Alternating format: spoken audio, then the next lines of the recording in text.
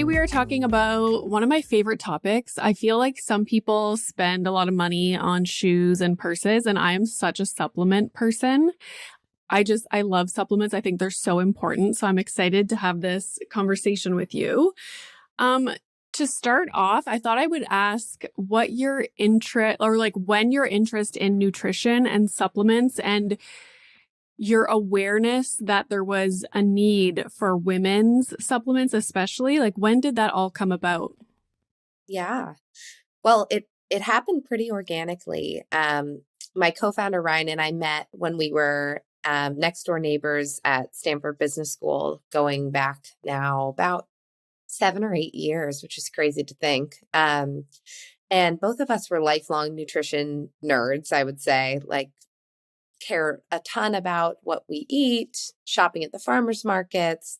Both of us have nutrition certifications, but we were working in other careers at the time. And really through at-home nutritional testing, which was becoming popular at that time, we tested our levels and realized that we were not just like a little bit deficient, but massively deficient in key nutrients.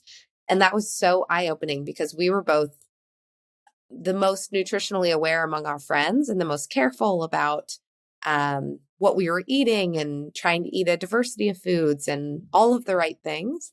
And it was just eye-opening to realize that even with all of that, even with all of that attention on what you eat, food alone is obviously not cutting it for the two of us. So we ended up digging into the research to see if this was true for other people and found pretty staggering stats that upwards of 95% of women have nutritional deficiencies. And most women are deficient in not just one thing or two things, but a whole host of nutritional nutrients, vitamins, and minerals. And it was just shocking, eye-opening. It also made sense, though, what we know about our soil quality being depleted and how long food takes to reach you before you're consuming it. Even those of us who are shopping at the farmers markets, though, we're just not eating a diversity of foods that, we need to fully meet our needs. And we're also exposed to more toxins in the environment. The more toxins your body has to detox, the higher your baseline nutritional needs are. And that's especially true in the mom years when we're giving so much to build a healthy baby, to nourish that baby, to replenish our own nutritional stores after giving birth. It's just a hugely important time in a woman's life. And your nutritional status in pregnancy, postpartum can not only impact your child's health for that throughout their entire life, but also your own health, your own hormone balance, how you feel, your stress, your sleep for years and years to come. So that was really the aha moment around there's a problem here. And it's what led both of us to start Needed, which was not on the roadmap for us. We didn't ever expect to start a supplement company, but And here isn't we that are. life though? Like I It was totally like, is. I finished my PhD in psychology and now I podcast. Yep. But I love that I think women we can be so multidimensional, and that's really who we are speaking to as the Needed customer. It's, yes, you're a mom. Yes, you're in this life stage of motherhood, and it's like viscerally intense, like your kids want to be on or around you. They need so much physical attention, so much love, all of that. But you also have this other side of who you are, and we want to celebrate all of that and just help you really operate at your most optimal so that you can show up in all the ways that women do. Were either of you experiencing any symptoms, like when you look back on that time, knowing that you were deficient in so many things, and now you probably have filled those gaps? Like, do you notice a difference in any key things like energy, sleep, or anything? I do, in a big way. I notice it and I would say this is probably a little less true now that I have a toddler in preschool and they're bringing home viruses all the time. Ugh. But I notice a huge difference in my immune response, like how often I get sick. I used to get sick almost with predictability, like 2 to 3 times a year, I would get a cold, always when I was traveling. it was like, it seemed almost inevitable. And that stopped, you know, prior to having young kids who now bring home every virus, and we've all been indoors for 2 years. So this is a bit of an exceptional time, but I noticed a huge difference in my immune system. I think it was from the vitamin D deficiency that I had. I noticed a huge difference in energy, which I attribute to my B12 deficiency. I was really deficient in B12. And then overall, I think my family, I have a family history of thyroid and metabolic conditions. Like my dad has diabetes, my sister has Hashimoto's. My lab results look really substantially different on thyroid markers now that I'm getting an optimal amount of micronutrients. I have normal thyroid function. I just like notice I don't hold on to weight. I'm in the perinatal stage. I have a little one, and breastfeeding could be part of that, but my body just like feels like it's functioning in a much more optimal baseline place. And I'm so glad that I found this out before pregnancy, because what's so much more common is that women will not be in an optimal place when they get pregnant. Maybe they have some fertility challenges as a result. Maybe they have a more difficult pregnancy, or you put on weight during pregnancy. That is normal. That is healthy. You need to do that, but then it can be harder for that weight to come off postpartum if you're starting out from a place of depletion. And it takes so much to build baby, and your body's so smart about prioritizing those nutrients for baby that if you start out pregnancy depleted, you're going to end up even more deficient in a place where it could take then years to get back up to optimal nutrient levels. And it's just so difficult to get to optimal through food alone, especially if you're starting out with any deficiencies. It's just, you need such a high concentration of vitamins and minerals and other nutrients to get back up to optimal that supplements just really do play a key role. And this is coming from someone who is a total supplement skeptic. Like when I first got my nutritional levels back and the recommendation was like, okay, you need to take like these 12 different nutrients. I was like, no, what? Like, tell me the 3 things I need. I'm definitely not taking 12. Like, that's insane. That seems like overkill, but I'm a believer now. It really does make a difference, and it's in some ways a really simple thing you can do to feel so much better.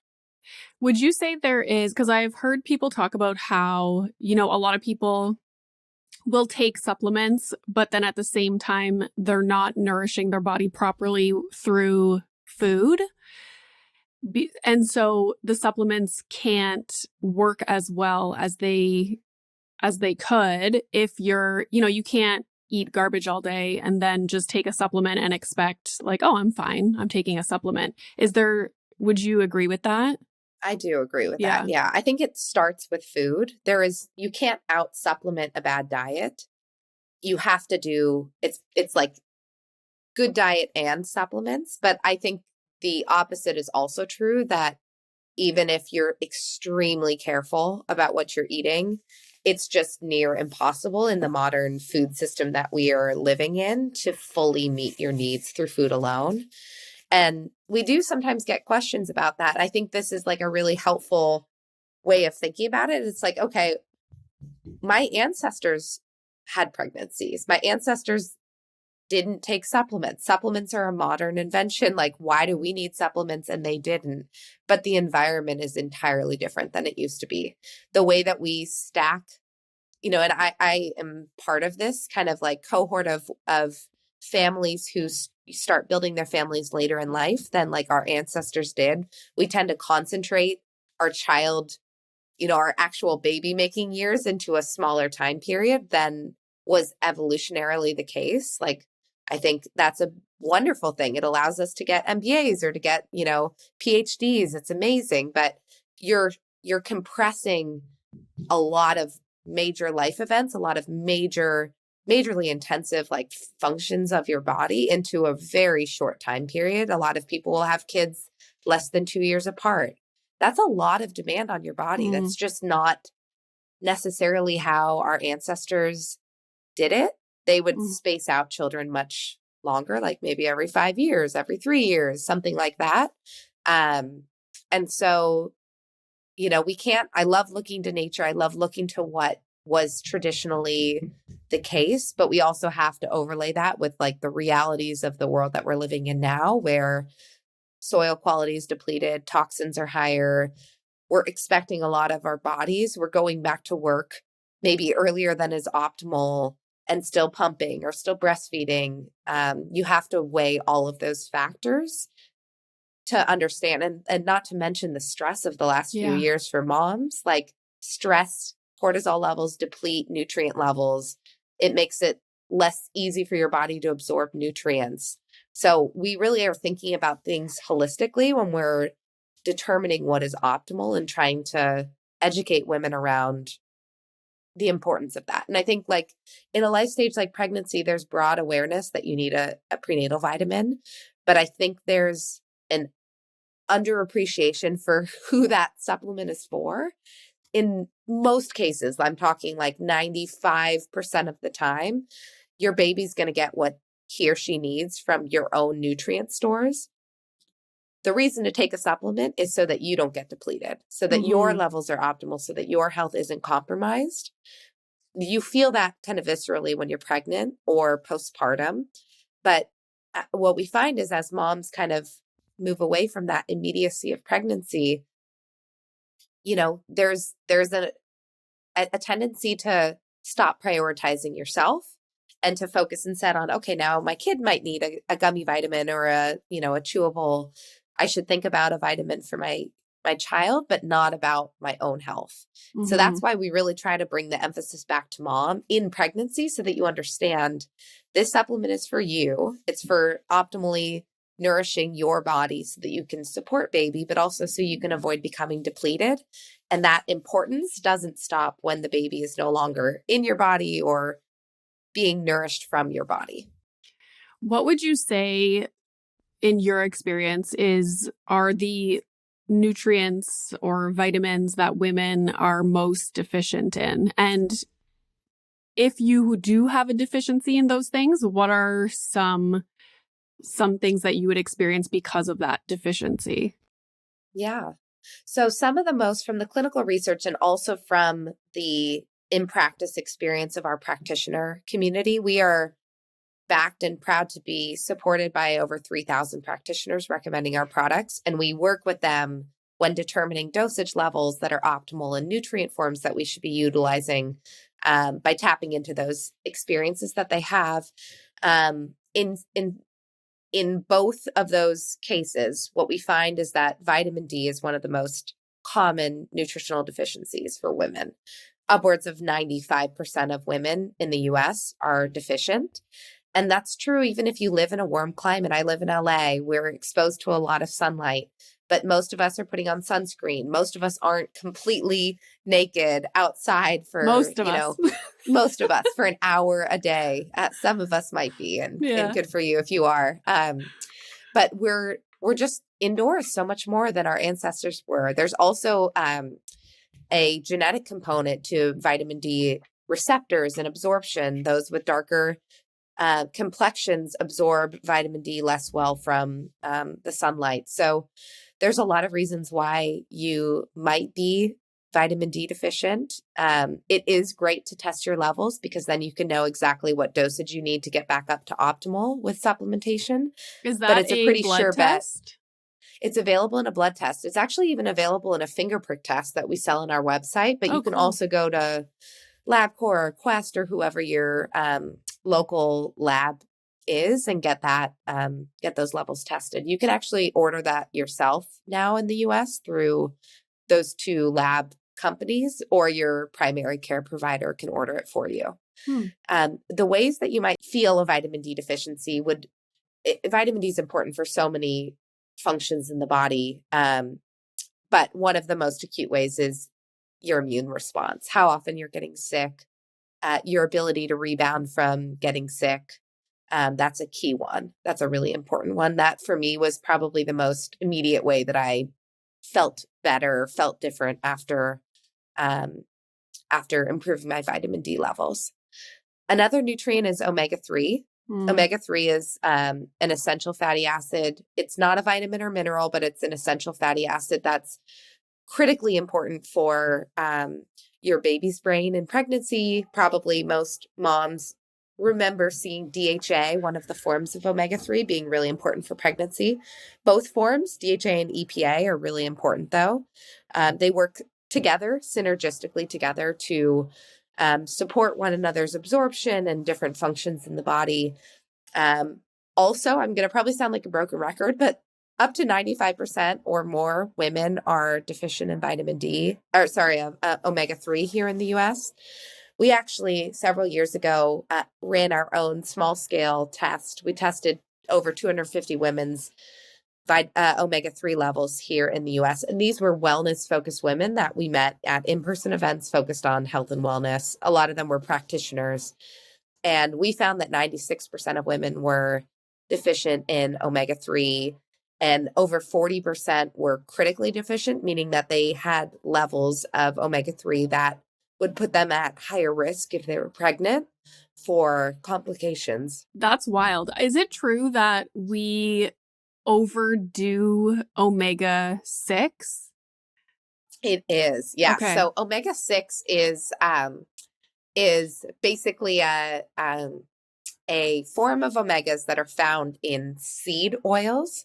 So like there's some seed oils that can be good for you, but there's some that can be worse for you. And we tend to consume in the US way too much of the ones that are not so good for you, like canola oil, for example, or even now there's research suggesting that like the healthier forms of seed oil, like sunflower seed oil, can be harmful in excess quantities.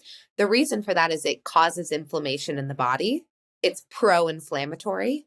So you want to balance it out with omega-3s, which are anti-inflammatory. They lower inflammation in the body. And you want a ratio between the two.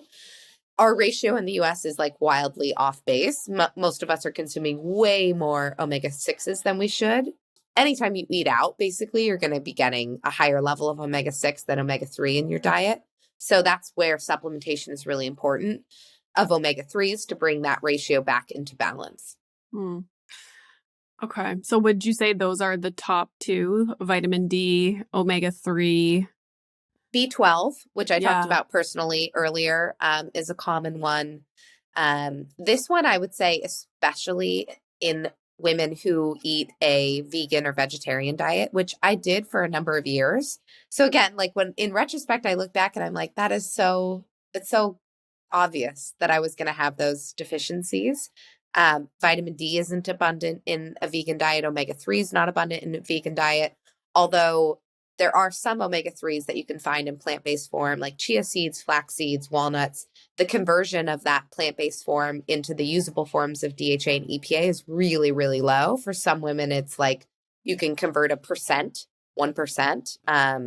So it's very low. So it's a pretty good assurance if you're vegan or vegetarian, you should be supplementing with B12, vitamin D, and omega-3 all. And the good news is that there is a vegan form of omega-3 algae oil. Fish actually fish are the most abundant form of omega-3 in food form, in food that humans tend to eat. But fish actually bioaccumulate their omega-3 from eating a ton of algae. So we go directly to the source. We source our omega-3 from microalgae. It's grown in a controlled environment, so it's not susceptible to the heavy metals that you can find in fish. It's a more sustainable option because you're going directly to the source. And it has the same kind of performance, the same DHA, EPA levels as is optimal. So it's a great option for those who are vegetarian or vegan. And then one other nutrient I would mention, there's a lot more, but one other nutrient I would mention that's especially important for the pregnancy life stage is choline.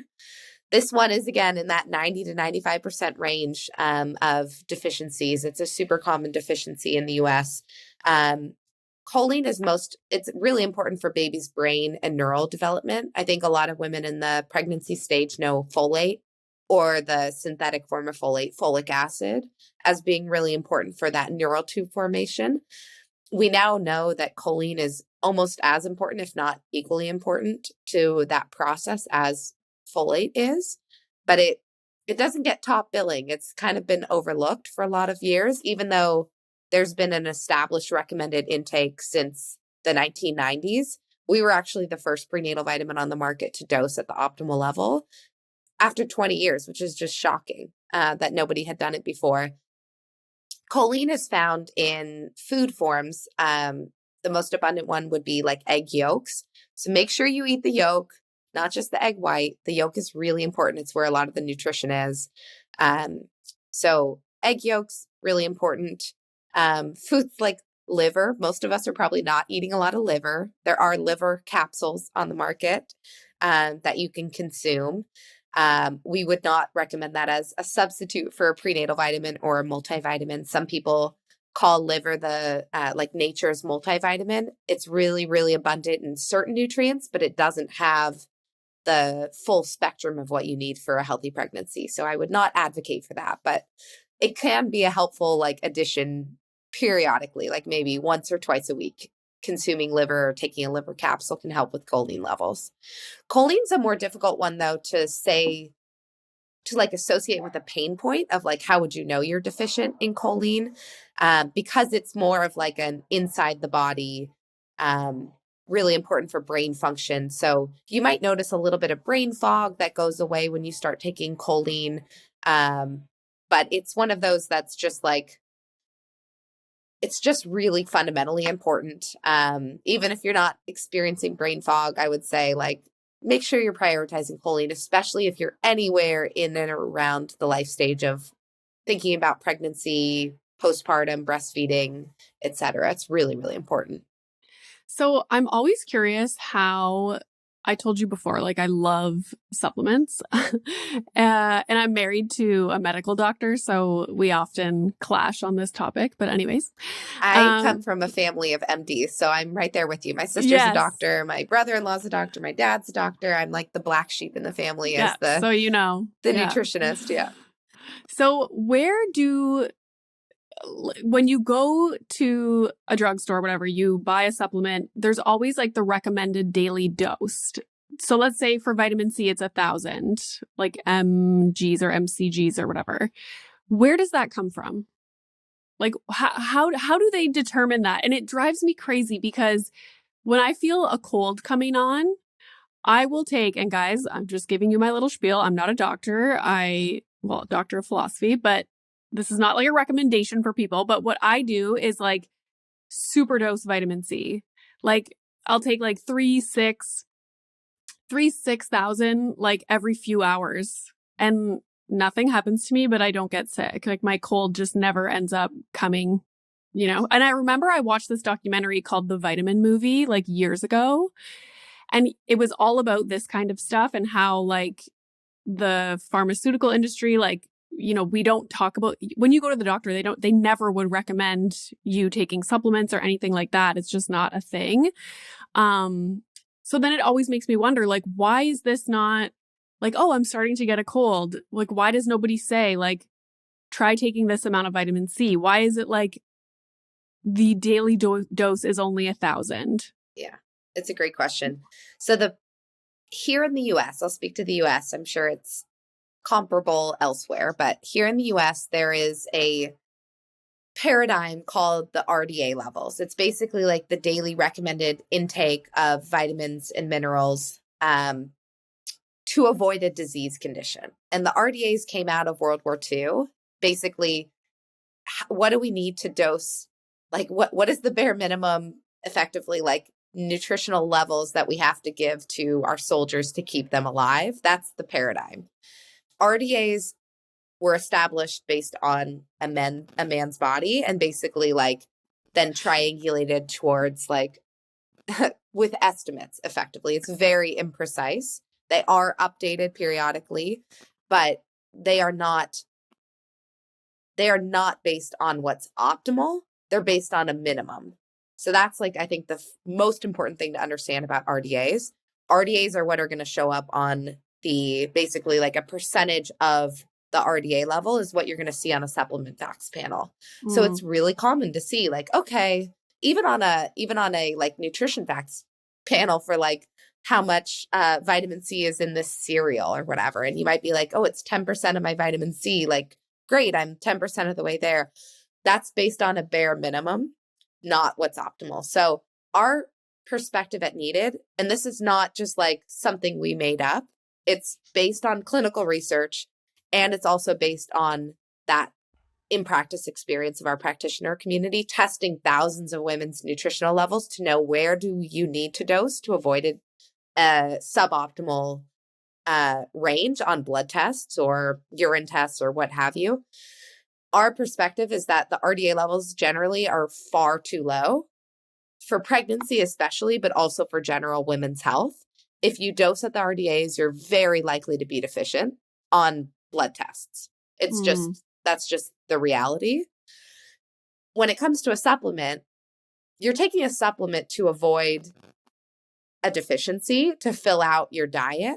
So a good example would be like if you're taking a supplement that is dosing at the RDA or a fraction of the RDA, you're probably getting less than what you would consume in food. Like in the case of vitamin C, you're probably getting less vitamin C than you would get from an orange.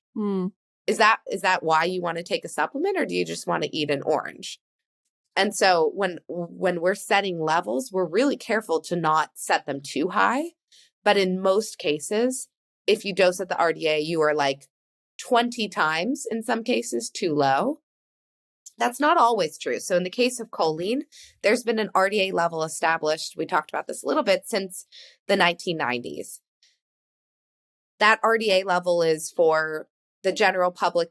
Well, I should say for pregnant women and baseline, it's 450 milligrams. For breastfeeding women, it's 550 milligrams. The most common dosage of choline in a prenatal vitamin is 0 milligrams. The next most common is 55 milligrams, which is literally 1/10 of the RDA.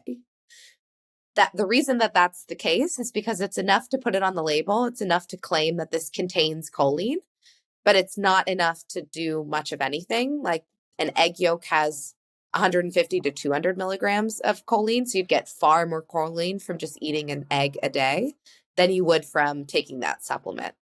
So our prenatal has 400 milligrams of choline in it. There's now some research showing that like upwards of 900 milligrams is optimal. So the RDA is probably off by a factor of at least 2 times. So if you're at 1/10 of the RDA in your prenatal, you're actually getting 1/20th of what's optimal. That's just one example. Vitamin B12 is another. There's clinical research showing that the RDA is at least 3 times too low. We find in our community of practitioners from testing levels that dosing at closer to like 10 times the RDA is actually where women start to see like a healthy replete level of vitamin B12. And some women are going to need like 100 times the RDA to actually get to optimal levels. It depends, but we dose at approximately about somewhere in the range of about like 80 times the RDA. So our dosage is 200 micrograms of B12. The RDA is 2.8 micrograms of B12. The clinical research says at least 10 micrograms is optimal. So we're an order of magnitude different, but a lot of women will still need to take more B12 on top of what we do. We're dosing at a very safe level. There's no safety risks at all with our dosage levels. You're going to feel an immediate difference in your energy level at our dosages. And then dosing higher than that would be only based on your individual lab results. So I hope that's helpful. That's like, it's complicated. It's like, you do need to go ingredient by ingredient when manufacturing a supplement to say, what's optimal? What's the optimal dosage of vitamin A? There's like 12 B vitamins to look at. There's, it's complicated. And that's why it took us 3 years to formulate our prenatal vitamin through really, really, really in-depth analysis of the clinical research, working with practitioners, figuring out how do you actually make all of this that's optimal fit into a supplement that's easy to take every day. It's complicated, and it's not what most companies do. Most companies are just looking at the RDA levels and dosing based on RDAs or dosing based on what fits in one gummy or a 1-a-day capsule. And I think our point of view is just like, don't take a 1 a day. Like take, if you don't want to take more than something 1 a day and you're pregnant, take folate take a high quality folate and then get everything else you need through food. That's actually far better for you probably than taking a 1-a-day gummy vitamin, because it's just not going to have what you need in it. And you're effectively just wasting your money. Mm. Yeah, I feel like it's important for people to understand that like Western, like medicine is about, like, even if you go get your blood tested for whatever they're looking for, whatever they're investigating, it's like they're just making sure you're not sick. It's not like helping you get to the optimal level of health. It's just, let's just not get sick. Yeah. And the reference ranges are based on like, I think it's 2 to 3 standard deviations from the mean. So it's like you can be at the very, very, very, very low end of a reference range and be considered normal, even though you are like 3 standard deviations away from the median, which the median is probably still a pretty minimalistic level. Yeah. And I think that's helpful to understand when you're looking at lab results. You know, I have huge respect for the medical profession. I'm sure that you do also, despite some healthy debate with your husband. But generally, nutrition isn't a core part of the medical school curriculum, at least not here in the US. It may be different in other countries. Here in the US, it's not a core part of the medical school curriculum. The fields of nutrition, like registered dietitians and MDs, were meant to be kind of like operating together. Like you would have an MD to make medical decisions. You have an RD to advise on nutrition decisions. They're meant to work together. That just doesn't happen in practice. So a lot of women are left with questions and a lack of answers as to what do they need? What are their levels? It's great to see that some care providers, actually pregnancy is a life stage where it's more common to get nutritional levels tested, but it's often just maybe 1 or 2, like iron levels in the 3rd trimester. Most practitioners are going to test for that because they want to make sure you have enough iron stores to support your blood volume doubling or sometimes even tripling in pregnancy, and then the blood loss postpartum, which is great, but that's just one nutrient. There's so many other nutrients that we should be looking at. And, you know, I think that's, in an ideal world, you would be working women would be able to work with a naturopathic doctor or a registered dietitian or a functional practitioner to be able to test those nutritional levels really regularly and make sure that you're supplementing appropriately to fill in the gaps.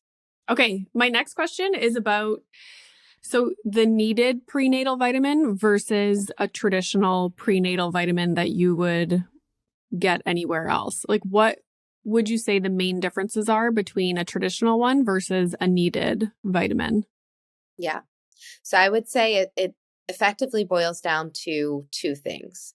The first one is, as we've been talking about, the dosages. So we're dosing based on optimal levels, not bare minimum levels, not the RDA levels. In most cases, our dosages are going to differ from the RDA levels. That's a big one. The second one is that we are utilizing the nutrient forms that your body can best use, that are best absorbed and the most similar to what exists in nature. And that's really, really important, so that it's not really just about what are you taking, it's about what you're absorbing. And we want to make sure that when we're dosing appropriately, that you're going to get that dosage as much as you possibly can out of the vitamin and mineral forms that we're utilizing. So if you compare us to a drugstore brand, you'll likely see, if you're just doing a side-by-side comparison, you're going to see that Needed is using a lot of ingredients that have a trademarked name next to that. Trademarks, I would say, like, it's not the most important thing, but it's usually an indication of a higher quality nutrient form that's been clinically studied, which is great.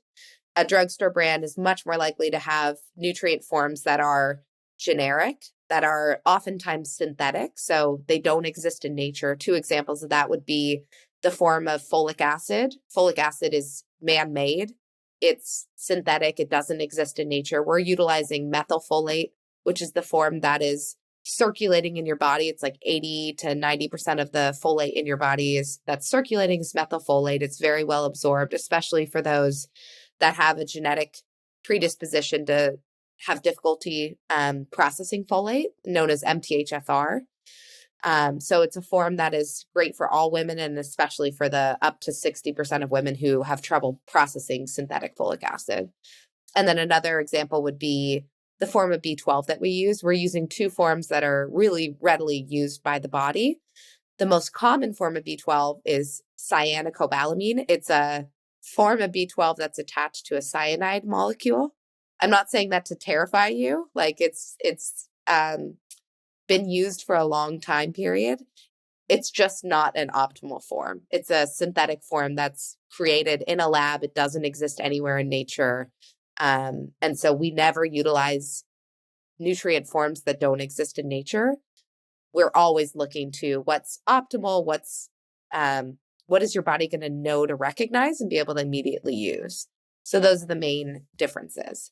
Another difference that you might see is that we're really thoughtful about what is in our prenatal and what and why. And a good example of that would be iron is a nutrient that a lot of prenatals include. Iron is a very important mineral for pregnancy, but levels of iron change pretty substantially. And so your need for iron changes pretty substantially throughout every trimester of pregnancy and between individuals. So my need for iron is going to be different than your need for iron. And then the last thing is that iron and calcium compete for absorption in the body. So most prenatal vitamins that have iron in it will leave out calcium. We don't want to do that because calcium is something that you really need. It supports baby's bone development. It supports your own bone health. It supports blood pressure that's in a healthy and normal range. The list goes on. So we're actually excluding iron from our prenatal vitamin. We have a separate iron. You can add it on if you need it, as you need it, in the right dosage that you need.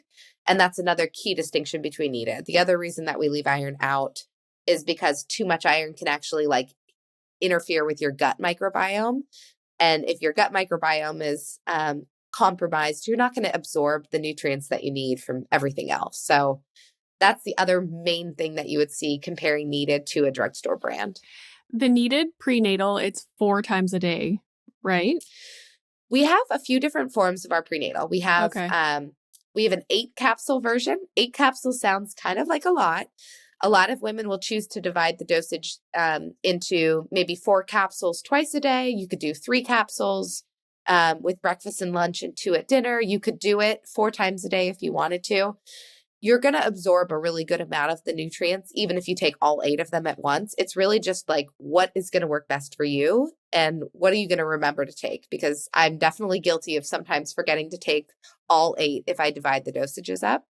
We also offer that exact same nutritional profile in a powdered form that you can blend into a smoothie. Some women like to mix it into oatmeal or just into a chocolate milk type preparation. I think it's best in a smoothie. The powder form is awesome because you can dose at optimal levels without being constrained to capsules. And there's likely a slight absorption benefit because your body doesn't have to break down a capsule in order to absorb it. And then the third option that we offer is a 3 capsule prenatal. We call it our essentials. It's a pared down version of the powder or the 8 capsule version. It still has a hugely meaningful amount of nutrients in it, but it's going to be reduced. So the vitamin D level is half of what's in the full version of the capsules or powder. The B12 dosage is half of the capsules or powder. The choline is going to be reduced. The folate level is not reduced because you do need a certain amount of folate, especially in that first trimester when the neural tube is closing. So we never want to dose too low on the on folate. That's why we wouldn't recommend just taking half of a dose of our capsules. It's better to take the essentials so that you make sure you're getting that optimal amount of folate in it. The powder thing is genius. How does that not exist? That is genius. I find it so much easier to make supplements to take supplements when it's something I can put in oatmeal or squeeze into a drink with ice or so much easier. I don't know why taking capsules I don't know. It's because hard if for a I'm lot of already going to people. be eating something, it's easy. Yeah. Capsules are hard for a lot of people. I was definitely one of those people. I think my capsules tolerance has increased over the years, but it can be a lot, especially during pregnancy, especially when you don't feel well.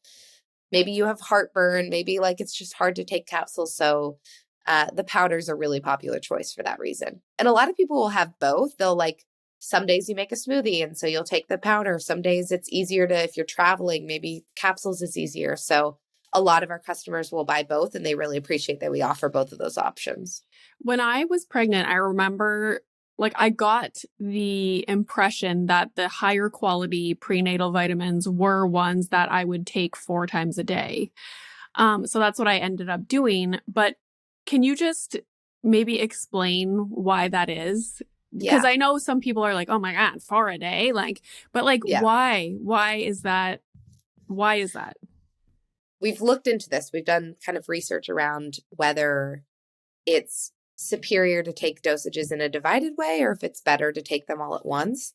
There's not much research suggesting that you need divided dosages. There might be like a slight incremental benefit to taking them in a divided way, but the most important thing is that you're taking it every day.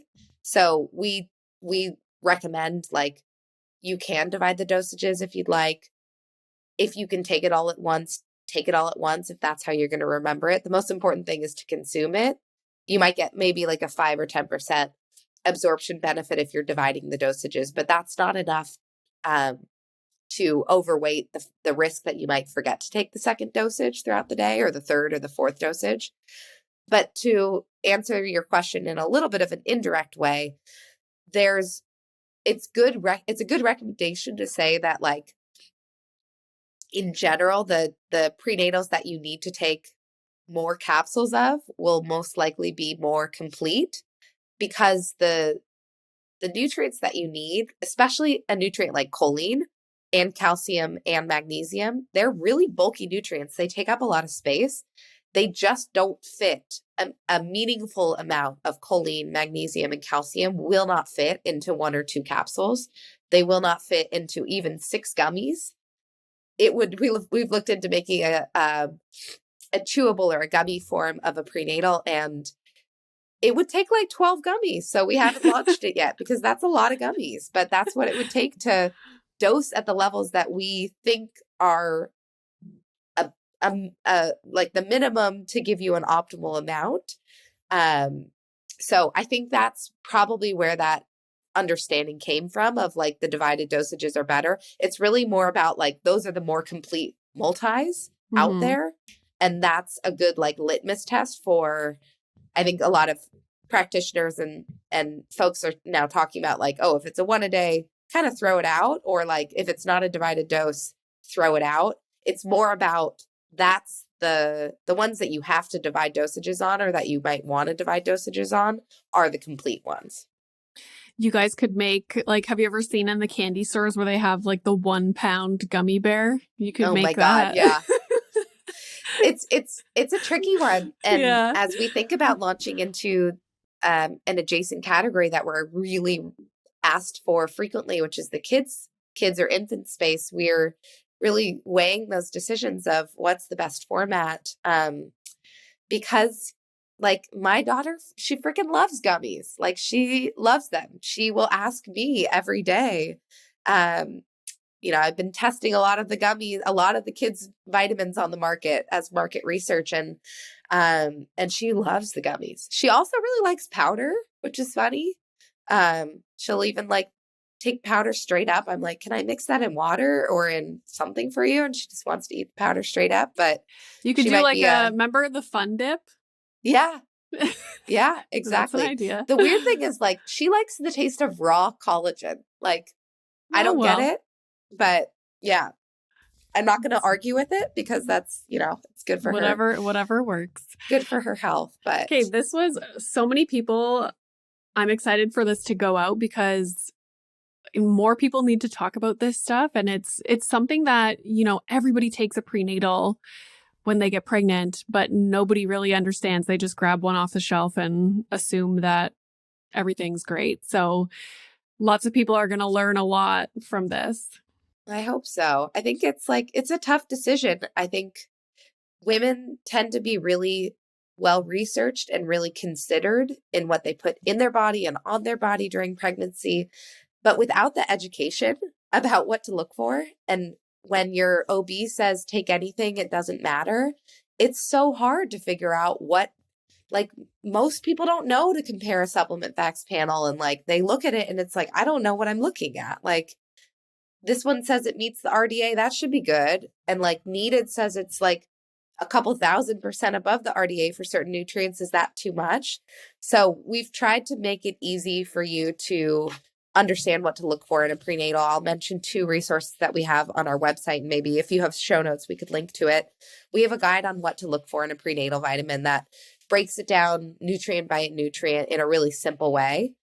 We also have a free guide on our website that compares 75 of the leading prenatal vitamins in a very unbiased way, looking at the pros, the cons, and the overall perspective. And this is a collaboration between our practitioner community to put this guide together. And it's just a great resource. If you have a prenatal that you take and you like, it's going to recommend what you can take on top of it to supplement, to make sure you're getting enough choline or make sure you're getting enough omega-3. We know that not every prenatal vitamin is going to work for everybody. We want to be realistic and just help you understand, no matter what you're taking, how can you make it a little bit more optimal? Or if you really need a gummy, make sure you're taking this one because this one's the most nutritionally complete. And we don't currently offer a gummy. So we're not going to tell you like you have to take Needed or Best. Love it. So where can people find you online? What's the website and also your Instagram account? Yes, you can find us online at thisisneeded, NEEDED.com. And our Instagram handle, thankfully, is just @needed. We got the one word Instagram handle. Awesome. I love it. Well, thank you so much. This was such so much education in this episode, and it was lovely to meet you. Likewise. Thank you so much for having me. And I'm on a roll.